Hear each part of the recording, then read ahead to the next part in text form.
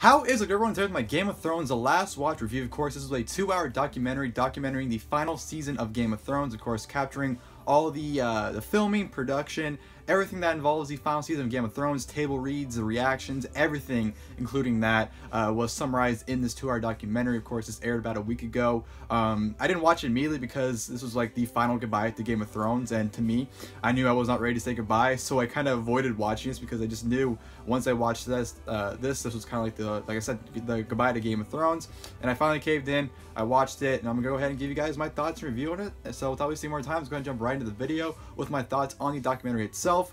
It was an interesting watch. It was definitely different than I thought it was going to be. Honestly, I thought it'd be more revolved around like the crew, or at least the actors, I should say. You know, kind of getting the reactions or thought process throughout the season. But really didn't get that. The actors were the most memorable thing in this documentary, honestly, which I don't mind because, you know, there's a lot of people behind the scenes that don't get credit, or really, you know, people think or whatever. You know, obviously, when it comes to like movies and, you know, shows in general, the people that get the most credit are the actors. Those people get the credit, and the creators. And that's all. And, you know, there's thousands of people, hundreds. I'm not sure about thousands, but well, in this case, there are thousands of people because of extras and whatnot. But behind the scenes, there's usually, you know, hundreds of people, if not thousands, behind it. And that's what this documentary really focuses on, are the people behind the scenes, and really gives you a new outlook on appreciation of things. You know, when people trash things, how terrible it is. These kind of things, you know, show the effort that go into it. You know, of course, season 8 was heavily criticized by a lot of people. To me, my main complaint about season 8 was just everything was very rushed and definitely quickly paced. But besides that, I honestly really didn't have a problem with season 8 at all.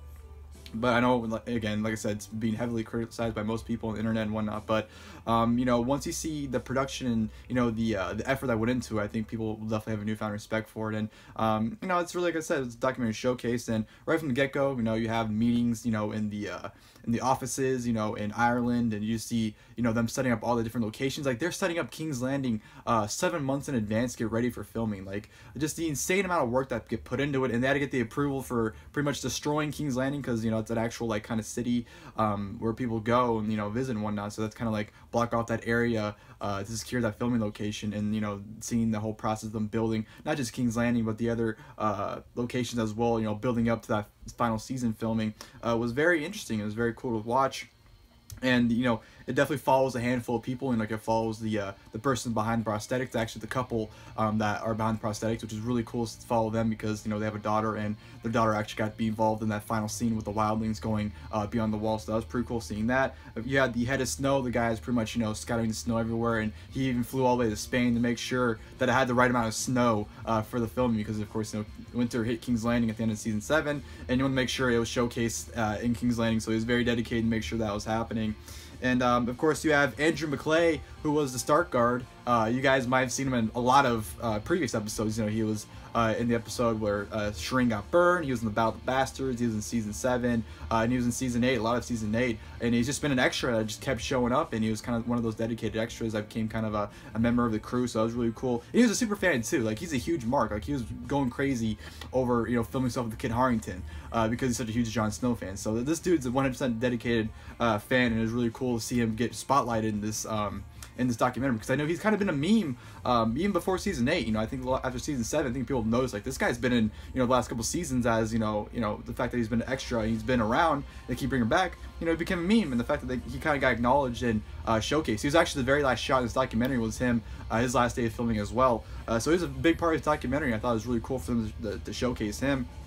And, you know, you had the very first table read of the season, which is really cool because you actually have a shot of the very first table read from the very first season as well. You know, you saw everyone, how young they were too. It was just crazy to see how young they were back in season 1. They started filming that. But you had the very first table read, a clip from that, and then of course you go back to the present day, at that time I should say, where they were doing the very first table read for season 8. And you saw the reactions. You saw the reaction when they found out Arya kills the Night King. Everyone goes absolutely crazy. You had the reaction when they found out that Varys was burned alive, and then of course they had the reaction once Jon kills Daenerys, which Kit Harington just absolutely loses his mind during that.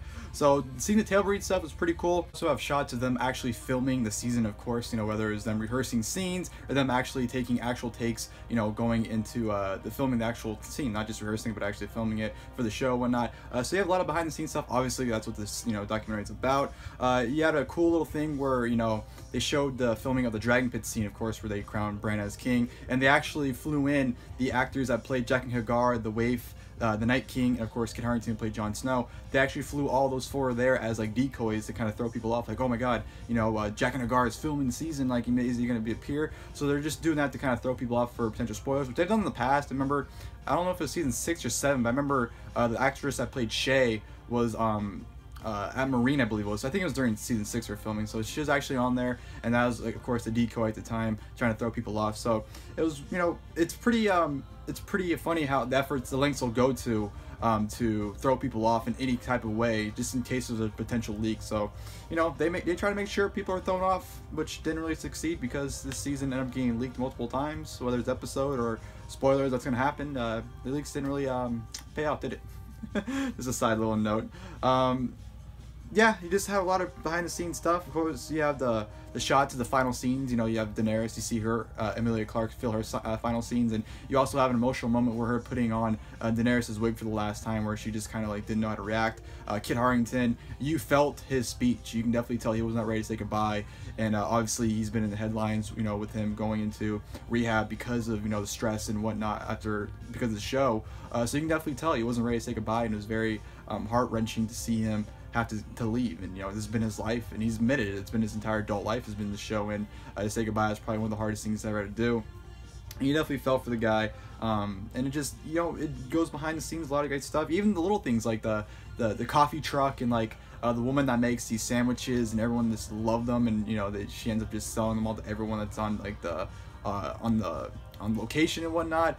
It's just a very well done documentary that really goes, like I said, behind the scenes. That's what this documentary is for, behind the scenes thing. But like I said, I thought it'd be more focused on the actors and getting, like I said, their thoughts on whether it's, you know, the table read, or, you know, their thoughts on filming a certain scene, or their thoughts on the storylines or whatnot. I thought it'd be more based around the actors and actresses. So to see it be more based behind a few core people, like, you know, I said, the more important people, and of course following the super fan Andy McClay around, because he's been on set for the last couple of years, and to see him kind of say goodbye as well was very, very cool. I just thought it was a very well done documentary that, like I said, had a really good grasp, and just showing the beast that was filming Game of Thrones. Man, these people, the effort and the money and the time that was, you know, spent, not just in this season, but the series in general, is very appreciative. And to me, you know, like I said, it brings a whole new appreciation for the people that do these things, because without the people behind the scenes that don't really get any credit, you know, no one watches the credits, you know, everyone tunes out as soon as the credits hit, but